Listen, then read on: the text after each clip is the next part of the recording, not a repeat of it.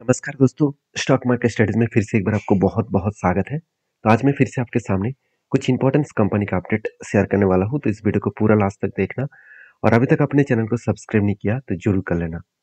तो चलो देख लेते हैं कौन सा कंपनी है। सबसे पहले जो कंपनी है जिसका नाम है MCX multi commodity exchange limited. Finally MCX के ऊपर जो क्वार्टर रिजल्ट है उसका डेट अनाउंसमेंट हो चुके हैं और जल्द से जल्द इसका रिजल्ट आने का डेट भी आज मतलब देखने को मिलेगा। चलो कब कब इसका डेट बना है वो देख लेते हैं। देखिए 27 जुलाई, तो 27 जुलाई में कंपनी के रिजल्ट आने वाला है। तो कहा जा रहा है कि इस बार रिजल्ट थोड़ा सा पॉजिटिव आने का चांसेस है। अभी पॉजिटिव क्यों आएगा, ध्यान से एक चीज़ों को देखना। कंपनी के ऊपर पिछली बार जो प्रॉफिट हुआ था वो आज तक की सबसे हाईएस्ट प्रॉफिट था। लास्ट 2 क्वार्टर्स में कंपनी लॉस करने के बाद भी कंपनी हाईएस्टली प्रॉफिट जनरेट किया और अच्छा खासा एक प्रॉफिट भी जनरेट किया। जो सेल्स का ग्रोथ के हिसाब से बात करूँ तो कंटिन्यूसली सेल्स का ग्रोथ बढ़ते हुए देखने को मिले। 106 से लेकर 134 से लेकर 180 तक कंपनी का सेल्स बढ़े। तो ओवरऑल हर साल में कंपनी का सेल्स अच्छा खासा ग्रोथ हुआ। अभी एक्सपेंस को कंपनी कंट्रोल में रखे, उस बेसिस में कंपनी का नेट प्रॉफिट अच्छा खासा हुआ और इस बार भी कंपनी का हाईएस्ट नेट प्रॉफिट आने का चांसेस है। देखा देखा जाएगा 27 जुलाई में किस तरीके से परफॉर्मेंस होने वाला है, क्योंकि एक झलक मैं आपको यहाँ पे दिखाने वाला हूँ। अगर मैं कंपनी के टेक्निकली चार्ट पैटर्न्स के बारे में बात करूँ तो देखिए पिछले क्वार्टर्स के रिजल्ट आने से पहले शेयर में एक जंप देखने को मिला था, तब रिजल्ट अच्छा आया। इस बार भी क्वार्टरली रिजल्ट आने से पहले शेयर में एक जंप देखने को मिला, तो पॉजिटिविटी होने का चांसेस है। ऐसे नहीं कि कंपनी का रिजल्ट फिर से लॉसेस जाने का चांसेस है। अगर प्रॉफिट ज़्यादा भी नहीं हुआ तो भी कंपनी का प्रॉफिट पॉजिटिव में रहने वाला है। तो बाकी इस कंपनी के ऊपर रिजल्ट आने के बाद ही पता चलेगा एक्चुअली कंपनी का अंदर क्या हो रहा है। तो बहुत दिनों के एक रेंज के बाद, एक रेंज में होल्ड करने के बाद जब फाइनली ब्रेकआउट हुआ यहाँ पे और उसके बाद रिटेस्ट किया, तब यहाँ पे एंट्री बने और मैं धीरे धीरे करके इस कंपनी के ऊपर इंतजार कर रहा हूँ इस हाई लेवल जाने के लिए। जो लेवल निकल कर है 4,825 रुपीज़ के आसपास। देखिए लेवल को मैं आपको टारगेट नहीं दे रहा हूँ। मेरा ओपिनियन यही है कि मैं इस लेवल तक इंतजार करूंगा। क्यों? क्योंकि जब यहाँ पे एक रेंज बना है उस रेंज के बेसिस में मैं हमेशा 1:3 रेशियो का टारगेट लेके चलता हूँ। तो 1:3 रेशियो का मतलब 1% का स्टॉप लॉस एंड 3% का टारगेट लेके चलता हूँ। बाकी M6 के ऊपर मजेदार बात यही है कि कंपनी का बैलेंस शीट में 1 रुपया भी कंपनी का कर्जा नहीं है। सिर्फ 2 करोड़ का कर्जा, इसको कर्जा कहा नहीं जाएगा। रिजर्व जो 1100 करोड़ था वो बढ़ के आज 1300 करोड़ हुआ। मतलब रिजर्व में जो ग्रोथ हो रहा है वो उतना खास ग्रोथ नहीं है। बहुत ज़्यादा ग्रोथ यहाँ पे देखने को नहीं मिला, रिजर्व भी नहीं है और फिक्स्ड एसेट भी नहीं है। यहाँ पे थोड़ा सा एक वीकनेस पॉइंट देखने को जरूर मिला है। बाकी इस कंपनी के एज ए इन्वेस्टर, प्रोमोटर से लेकर एफएसडीएस पब्लिक अच्छा खासा यहाँ पे इन्वेस्टमेंट देखने को मिल चुके हैं। बेस्ट तरीके से यहाँ पे इन्वेस्टमेंट देखने को मिला, जो इन्वेस्टमेंट कंपनी को आगे बूस्ट करने के लिए काफ़ी है। क्योंकि म्यूचुअल फंड और देखा जाए तो एफआईएस ने तगड़ा बाइंग किया है। अभी म्यूचुअल फंड ने लास्ट फ्यू मंथ्स में क्या किया वो देख लीजिए। आप देखेंगे तो जनवरी, फरवरी, मार्च, अप्रैल, तो मार्च तक का तो अच्छा खासा बाइंग तो किए थे। अप्रैल मंथ और अप्रैल और मई मंथ में अच्छा खासा सेलअप किया और जून मंथ में अच्छा खासा बाइंग किया। तो कुछ पॉजिटिविटी यहाँ पे देखने को मिला और कुछ वीकनेस भी देखने को मिले हैं। अभी इस कंपनी के ऊपर आपके क्या विजन है जरूर मुझे कमेंट्स करके बताना। नेक्स्ट जो कंपनी उसका नाम है आईजीएल, इंद्रप्रस्थ गैस लिमिटेड। तो बेसिकली आईजीएल के ऊपर सबसे पहले मैं टेक्निकली चार्ट पैटर्न्स के ऊपर जाना चाहूंगा।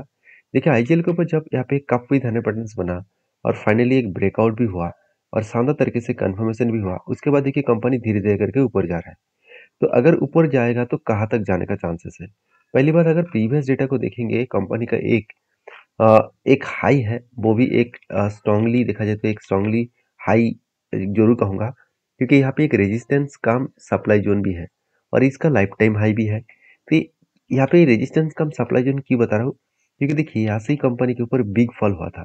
मतलब यहाँ पे एक बिग एक सप्लाई जोन है। तो जब नीचे से कोई भी जर्नी हुआ तो इस लेवल तक जाने का चांसेस होता है और इसको टच करने के बाद ही नीचे आने का चांसेस होता, मतलब नीचे आने का चांसेस भी होगा। जैसे बेसिकली आप देखेंगे कंपनी के ऊपर जो लगातार ग्रोथ यहाँ पे देखने को मिला है, तो इसका जो हाई मतलब बनेगा वो करीबन 600 रुपीज़ के आसपास और इसी लेवल में इस कप का टारगेट यहाँ पे अचीव होने का चांसेस है, क्योंकि कप का जो रेंज बने वही रेंज यहाँ पे 22% 23% के आसपास देखने को मिला है। तो जब भी इस तरीके से कोई भी ट्रेड बने तो मैं उस ट्रेड को जरूर कंटिन्यू करता हूँ। क्यों? क्योंकि मुझे लगता है कि जो इसका हाई लेवल है उस लेवल तक इसका टारगेट बना है, तो पॉसिबिलिटी ज़्यादा है इस लेवल तक टारगेट पाने का, मतलब इस लेवल तक पहुंचने का। तो आईजीएल के ऊपर क्या सब कुछ ठीक ठाक चल रहा है? बेसिकली तो सब कुछ ठीक ठाक चल रहा है, क्योंकि कंपनी का सेल्स का आंकड़ा भी कुछ सेम लेवल में है, पहले भी जितना था उसी लेवल में है। एक्सपेंस को थोड़ा सा कम किया, जिसके चलते कंपनी का प्रॉफिट मार्जिन थोड़ा सा ज़्यादा हुआ ईयर ऑफ ईयर बेसिस। तो ईयर ऑफ ईयर बेसिस में ज़्यादा हुआ और अर्निंग पर शेयर भी अच्छा खासा देखने को मिले। तो बेसिकली कल के दिन इस कंपनी का रिजल्ट आने वाला है, तो उसके लिए आपको इंतजार करना पड़ेगा कि सही में कंपनी के रिजल्ट किस तरीके से आने वाले हैं। तो एक इंपॉर्टेंट पॉइंट मैं इस कंपनी के ऊपर आपके साथ शेयर करूंगा, वो है बैलेंस शीट में। आप देखेंगे कंपनी के ऊपर जो फिक्स्ड एसेट है उसमें से कंपनी के ऊपर सबसे ज्यादा एसेट किसके ऊपर देखने को मिला है?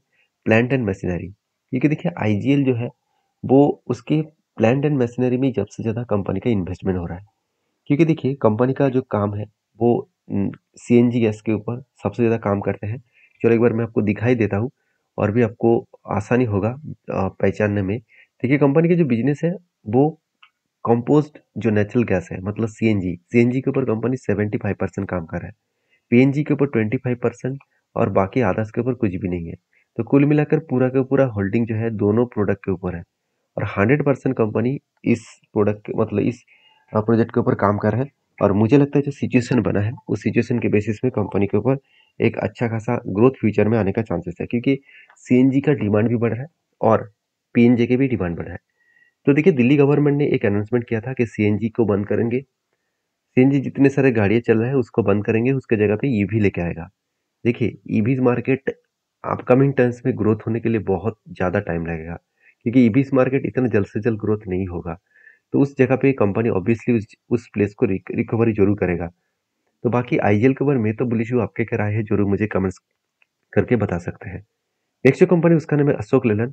फाइनली अशोक लेलैंड के ऊपर एक जो गुड अपडेट है वो मैं आपके साथ शेयर करूँ। कंपनी के ऊपर रिजल्ट का डेट आ चुके हैं 25 जुलाई, और कंपनी जिस तरीके से रिजल्ट आने से पहले ही भागता हुआ देखने को मिला है, तो एक अच्छा खासा रिजल्ट आने का चांसेस है। क्योंकि मैं पहले ही बोल चुका हूँ कंपनी का हर मंथ के एंड ऑफ पीरियड में सेल्स का डेटा भी मैं आपके साथ शेयर किया हूँ। तो बाकी जितने सारे कंपनी है उनमें से भी अशोक लेलैंड का सेल्स का ग्रोथ पॉजिटिव में है, क्योंकि कंपनी के ऊपर आप देखेंगे कंटिन्यूसली नेट प्रॉफिट जो है लगातार बढ़ते चले गए।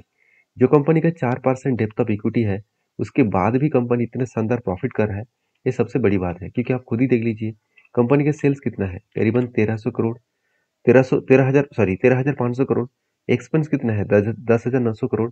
और ऑपरेटिंग प्रॉफिट कितना है, 2,600 करोड़।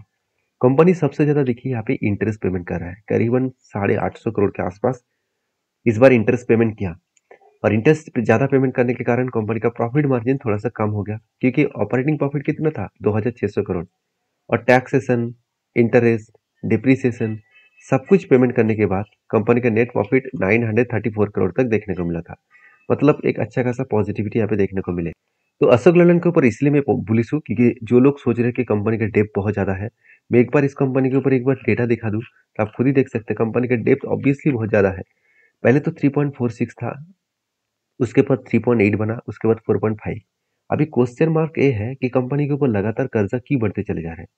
देखिए उसके पीछे रीजन नहीं है कि कंपनी को बहुत ज्यादा ऑर्डर भी मिला, बहुत ज्यादा प्रोजेक्ट भी मिला।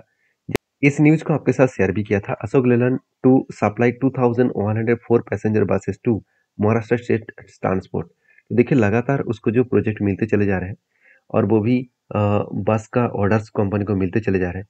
उस बेसिस में कंपनी के तो फंडिंग का जरूरत जरूर पड़ेगा, क्योंकि उतना तो फंडिंग नहीं है, उतना तो कंपनी के हाथ में पैसा नहीं है जिस पैसे से बिजनेस को आगे बढ़ा जाए। इसलिए कंपनी कर्जा लिया जा रहा है। और कंपनी के ऊपर गुड अपडेट और भी एक है जो मुझे बहुत शानदार लगा।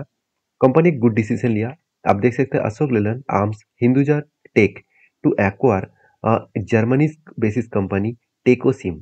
तो टेकोसिम ग्रुप का कंपनी ने क्या किया, एक्वायर किया, और वो भी 21 मिलियन यूरो देकर। 21 मिलियन यूरो मतलब कितने बड़े अमाउंट है आप सोचिए।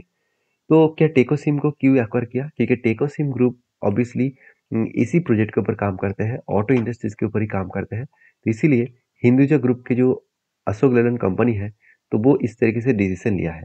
तो बेसिकली कंपनी को फ्यूचर में ग्रोथ देने के लिए एक पॉजिटिविटी बन सकते हैं। बाकी आपकी क्या राय है अशोक लेलैंड के ऊपर जरूर कमेंट्स करना, क्योंकि फिलहाल के लिए जो टेक्निकली चार्ट पैटर्न्स बना है, जिस तरीके से कंपनी जर्नी हुआ था उसी तरीके से कंपनी में थोड़ा सा करेक्शन भी हुआ था। उसके बाद देखिए धीरे धीरे करके बाउंस बैक कंपनी कर रहा है। तो मेरा जो टारगेट है, वो जो टारगेट लेके चल रहा हूँ, वो करीबन करीबन 302 रुपीज़ के आसपास। तो इस तरीके से टारगेट में लेकर मैं क्यों चल रहा हूँ, क्योंकि मेरा पहले से ही एक पैटर्न यहाँ पे देखने को मिला है, जो कप विद हैंडल पैटर्न है 2018 से लेकर कप बने, उसके बाद एक हैंडल बने, फाइनली ब्रेकआउट, रीटेस्ट और उसके बाद जर्नी होना स्टार्ट हो चुकी है। तो बेस्ट तरीके से यहाँ पे जर्नी देखने का चांसेस है, मुझे लगता है अच्छा खासा जर्नी यहाँ पे देखने को मिलेगा और उसी बेसिस में कंपनी आगे बढ़ सकते हैं। बाकी आपके क्या ओपिनियन है, जरूर मुझे कमेंट्स करके बता सकते हैं। तो नेक्स्ट एंड लास्ट जो कंपनी है जिसके बारे में चर्चा करूँ, उसका नाम है जीआरपी लिमिटेड। तो जीआरपी लिमिटेड बेसिकली एक छोटा सा कंपनी है। कंपनी के ऊपर अपडेट अभी तक आया नहीं। कंपनी इस बार जुलाई मंथ में 26 ऑफ जुलाई में 37.50 रुपीज़ करके यहाँ पे डिविडेंड अनाउंसमेंट कर चुके हैं। उसके साथ 1:1 का बोनस यहाँ पे कंपनी ऑब्वियसली अगस्त मंथ में ही अनाउंसमेंट करने जा रहा है। तो जो लोग बोनस पाना चाहते हैं तो डीपली रिसर्च करें, उसके बाद काम करें। वीडियो में जानकारी अच्छा मिले तो प्लीज़ लाइक करना। मिलते नेक्स्ट वीडियो में, तब तक के लिए धन्यवाद।